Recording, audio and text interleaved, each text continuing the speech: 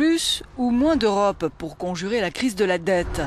L'affrontement entre ces deux conceptions a atteint son paroxysme cette semaine à travers les déclarations de la chancelière Angela Merkel et du Premier ministre David Cameron, le fédéralisme allemand, contre l'euroscepticisme britannique. Berlin veut accélérer la révision du traité de Lisbonne qui régit le fonctionnement de l'Union européenne avec pour objectif une validation des 27 d'ici fin 2012. Au menu, la mise en place d'un mécanisme européen permanent de gestion des crises financières.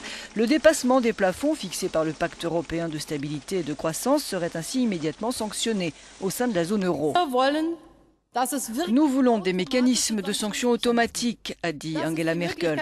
La possibilité de prendre des mesures efficaces en cas d'atteinte du pacte de stabilité et de croissance. Pour nous, cela signifie que nous devons développer davantage la structure de l'Union européenne. Cela ne signifie pas moins d'Europe, mais plus d'Europe. Mais l'idée d'une gouvernance économique européenne hérisse le Premier ministre britannique. Pour le conservateur David Cameron, si la Grande-Bretagne doit rester dans l'Union européenne, c'est pour protéger ses intérêts économiques. Oui à une réforme des traités européens, mais en faveur d'un retour des pouvoirs aux États-nations. Voici l'occasion de se demander quelle Europe voulons-nous réellement, a demandé David Cameron. Pour moi, la réponse est claire.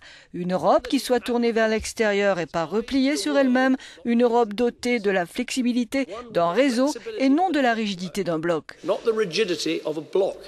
De quoi heurter Nick Clegg, son partenaire libéral-démocrate. Le vice-premier ministre a dénoncé une démarche populiste, chauvine et hors de propos dans le contexte actuel de crise.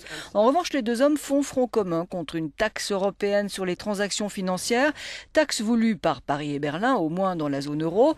La finance génère en effet près de 30% du PIB britannique. Nous ne pouvons pas soutenir la taxe sur les transactions financières européennes qui a été proposée, a dit Nick Clegg. Elle aurait un impact disproportionné sur la City de Londres, source de plus de la moitié des recettes qui seraient imposées. Et selon la propre analyse de la Commission, cela réduirait aussi le PIB de l'UE dans son ensemble. La visite de David Cameron à Berlin vendredi s'annonce explosive. La chancelière Angela Merkel en fait une question de principe. Cette fois, elle ne laissera pas Londres faire prévaloir ses intérêts nationaux. Il en va de la survie de l'Europe.